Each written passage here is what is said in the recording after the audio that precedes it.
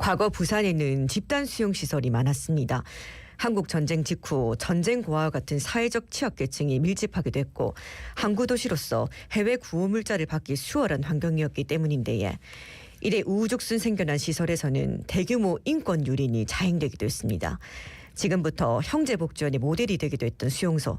영화숙 재생원의 이야기를 짚어보겠습니다. 예, 영화숙 재생원 피해 생존자 대책협의회 손석주 대표 전화 연결돼 있습니다. 대표님 안녕하십니까? 안녕하십니까? 예, 안녕하십니까?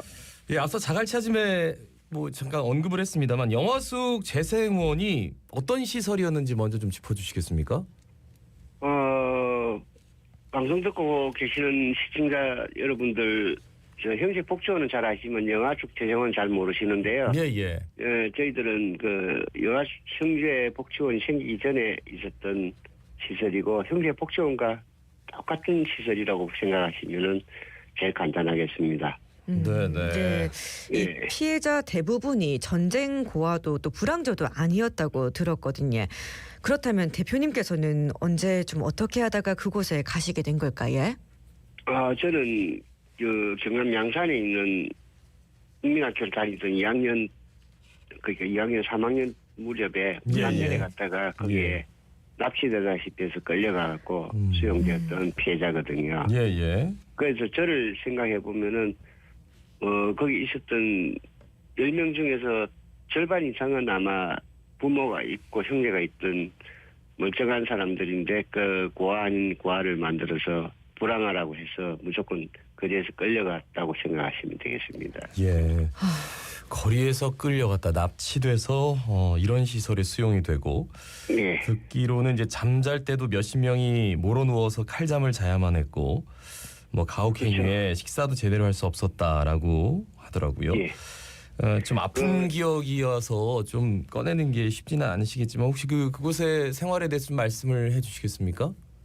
그때 당시 생활할 때 인원이 많다 보니까는 보통 한 4-5명 되는 방에 인원 수용 인원이 한 20명, 30명 그 사이가 되니까는 네네. 또 애기들이고 아동들이고 이러다 보니까는 잠을 잘 때 되면은 우리가 반듯하게 자는 게 아니고 칼잠이라 그러죠. 예. 옆으로 누워서 자. 근데 그것도 우리가 그냥 칼잠을 자는 게 아니고 갈짓자로 서로의 발을 맛보고 그렇게 잠을 청하도록 돼 있었으니까요. 그렇게 잠을 잤고 먹는 거는 그냥 꽁보리밥이라고 해갖고서는 조금 나왔는데 그게 지금 생각해요.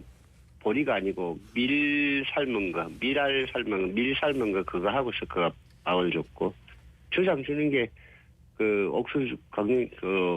옥수수죽이라고 하는 거 하고 수제비를 크게 떠갖고서 만드는 거 국물만 허연 거 그런 게 주석 많이 줘갖고 근데 대부분 아동들이 배가 고파서 풀을 뜯어 먹는다거나 이런 쓰레기를 뒤져서 먹는 그런 경우가 많았고 그 축사장에서 돼지를 키웠었는데 그 돼지 먹이인 딩기를 갖다가 그걸 먹다가 걸려갖고 맞은 애들도 많아요. 그때 당시. 정말 가혹행위가 너무 극심했다는 걸 느낄 수가 있는데 그런데 지난해 8월부터 이 진실 화해를 위한 과거사 정리위원회 직권조서가 진행 중입니다. 이 대표님께서는 앞서서 진화희 위원장에게 가해자 처벌은 원하지 않으니까 이 부산의 수용시설에서 벌어진 일에 대한 진실만을 좀 제대로 밝혀달라고 이렇게 얘기를 하셨는데 피해 생존자분들에게 진상규명은 어떤 의미겠습니까? 작년에 진화희의 김강동 위원장이 부산 오셔갖고 저희 피해자 협의회를 만났는데 피해자분들하고 만났는데 그 자리에서 제가 말씀드린 게 지금 많은 세월이 흐른 만큼 저희들이 가해자 처벌을 원하는 것도 아니고 다만 하나 어릴 때 이렇게 억울하게 당한 피해자분들이 많은데 그 진상규명은 해서 이 피해자분들 명예를 회복해야 되고 또 부산이라는 곳이 앞에서 언급한 대로 조금 다른 도시와는 특별하게 다른 도시였지 않습니까? 전쟁을 통해서 인구를 유입하다 보니까는 그 전쟁이 끝나고 나서는 고아 아닌 고아들이 또 많이 남았고 이러다 보니까는 그 수용 정책에 대해서는 저희들이 말을 안 하는데 대신 그런 부분에 대해서는 진상을 정확하게 밝혀주시고 저희 피해자들이 그 때문에 평생을 트라우마를 안고 살아갔는데 그 부분을 치료를 해주시고 또한 나머지 여성에 대해서도 국가나 부산시가 좀 신경 써갖고서는 마음고생을 좀 덜하게 살아갈 수 있도록 그런 부분에 좀 신경 써달라고 말씀드렸습니다. 직권조사 사실이 좀 알려졌나요? 왜냐하면 좀 지금은 피해 많이 생존자분들이 좀 모이셨는지 그게 궁금해가지고요. 어떻습니까? 지금 현재 직권 조사를 통해서 부산시에 지금 그 등록을 한 피해자분들은 130명 정도 되고요. 예. 예. 피해자 지라이에서 지금 피해자 규모를 확보한 거는 600여 명 이상으로 알고 있습니다. 그 이유가 뭐냐면은 부산시를 통해서 등록을 하신 분들은 영아숙 재생원에 내가 피해자라고 등록을 했는데 그 분들은 그 영아숙 재생원에 계시다가 마리아 수녀를 통해서 소년의 집으로 가신 분들 그분들은 마리아 수녀의 그 기록이 있어서 그 기록을 지나이에 가져와서 파악을 했는데 예. 거기에 그 부분이 한 500명 정도 된다고 알고 있습니다. 예. 예, 지난 22일에 부산시가 2기 진실 화해를 위한 과거사 정리위원회에 추가적인 직권 조사를 요청을 했는데 예. 그런데 진아이가 1년여밖에 남지 않은 이 활동 기간을 이유로 난색을 표한 것으로 알려졌습니다. 어떻게 된 걸까요, 대표님? 예. 지금 아직까지도 진아이를 통해서 어릴 때 있었던 일들을 억울한 사연들을 진상 규명해달라고 신청하는 단체들이 많은 걸로 알고 있습니다. 그런데 진실과해위원회가 처음 1기가 출발해갖고 5년간 업무를 하고 끝났고 그 다음에 출발한 게 지금 현재 2기인데 2기의 임기가 원래는 3년이었었는데요. 그게 시간이 모자라다 보니까는 작년에 국회를 통해서 1년 연장이 돼갖고 내년 5월까지가 임기가 되는 걸로 알고 있습니다. 그러다 보니까 그 임기 안에 지금 하고 있는 조사도 다 못 마치었는데 다시 조사를 통하게 되면은 그 안에는 도저히 하지를 못한다고 그렇게 이제 진화해서 말씀하시는 걸 알고 있는데 저희 피해자 입장에서는 그게 안 된다. 왜 피해자는 양산이 되고 있는데 국가나 정부에서는 그거를 하질 않는 거냐. 연장을 해서라도 더 해달라. 지금 그렇게 요구를 하고 있는 편입니다. 그래서 이제 지난달 24일에 그 영아숙 재생원 피해자들의 그 증언을 듣고 또 정부와 부산시에 관련 대책을 촉구하는 토론회가 열렸다고 들었습니다. 어떤 얘기들이 오갔는지요?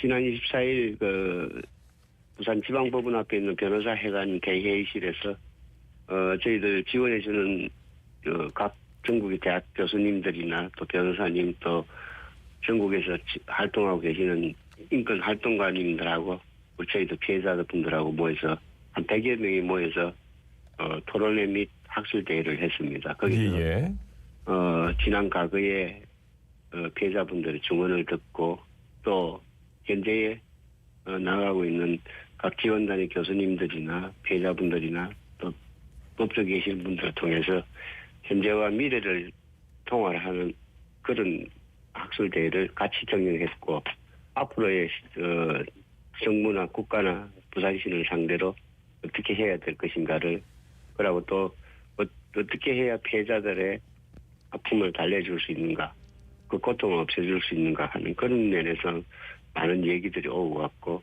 그렇게 앞으로 해나갈 일을 같이 언론하고 했습니다. 그러면 이 진실규명 제도화 같은 협의의 요구안에 대해서 부산시 입장은 어떻습니까? 현재 부산시 입장에서는 저희들 아픔을 충분히 알고 있고 많은 걸 도와준다고 생각을 하고 서로 통화하고 있는데요. 그런데 현재는 중요한 것은 진실과 화해위원회에서 조사를 통해서 올해 8월에서 10월 사이에 1차 저희들 피해자 결정문이 나옵니다. 그래서 그 피해자 결정문을 받게 되면은 국가나 부산시로부터 이런 수용시설의 인권유린을 당했다는 피해자이기 때문에 부산시와 얘기를 하면서 모든 지원 문제라든지 또 피해자들의 인권 회복이라든지 이런 문제에 대해서 앞으로 부산시와 같이 협의해서 많이 고쳐 나가리라 생각을 하고 부산시하고 접촉을 하고 있습니다. 예. 대표님께서는 현재 부산 지역뿐만 아니라 대구 희망원 뭐 이런 여러 지역의 집단 수용시설 피해 생존자분들과 좀 소통을 하면서 이들 인권 침해 진상 규명을 위해서 같이 이제 노력하고 계시다고 들었습니다. 예. 특별한 이유가 있을까요? 예, 저희들 피해자들은 10명 중에 절반 정도는 다중 피해 시설 다중 시설 피해자라고 이게 옮겨 다녔던 거죠? 예, 옮겨 다닌 게 아니고요. 어떻게 된 거죠? 그런 부분도 있지만은 여기 시설에서 나와서 있다가 다른 곳 도시로 가게 되면은 또 거기서 수용 시설에 다시 또 붙잡혀 가서 수용되고 했고 저 역시도 영아숙 재생원 일을 계기로 해서 그러다 보니까는 대구 희망원, 서울 아동보호소, 대전 아동보호소 이런 것을 거칠 수밖에 없는 일이 있었고 현재 서울 아동보호소나 대구 희망원 같은 경우에는 피해자는 있지만 협의회나 어떤 피해자들이 구성되어 있는 곳이 없기 때문에 예. 그래서 제가 피해자이다 보니까 그 일을 나서서 지금 이제 협의회를 구성해서 피해자들을 한 곳으로 모으려고 지금 다니고 있습니다. 예, 이 영화 속 재생원 피해자분들이 수천 명에 이를 것으로 추정되던데 예. 50년이 훌쩍 흐른 지금까지도 이 트라우마가 엄청날 것 같습니다. 어떻게 지내고 또 계십니까? 다들 어린 시절에 그 일 때문에 고통스러워하면서 또한 그 일로 인해서 지금도 약을 먹지 않으면 잠을 이루지 못하는 분들 계시고 또 어떤 행사나 어떤 곳에 우리들이 얘기를 할 때도 어느 순간에 각 올라오는 분노와 슬픔 때문에 말문을 잇지 못하는 분들도 많이 계시고 또한 집에 계시면서 하루 종일 쳐다보면서 자기도 모르게 눈물을 흘리면서 그래서 절대로 혼자서는 과거를 해상하지 않는다. 그러신 분들이 상당히 많습니다. 그래서 심리 치료라든지 이런 모든 면에서 하고 있지만은 그 부분 자체가 아직까지 미흡하다 보니까 어릴 때 그 아픔을 충분히 치료를 못하고 현재는 그렇게 지내고 있는 분들이 상당히 많습니다. 특히나 오는 7월에 이제 유엔 고문방지위원회 고문방지 협약 이행과 관한 그 제6차 국가 보고서를 제출하고 유엔 고문방지위원회가 이를 심사할 예정인데 여기에 영화숙 재생원 사건이 오를 수도 있다고 들었습니다. 지금 짧아가지고요. 가능성이 좀 있습니까? 지금 현재는 그렇게 이제 현재 계획을 잡고 있는데요. 근데 이제 그게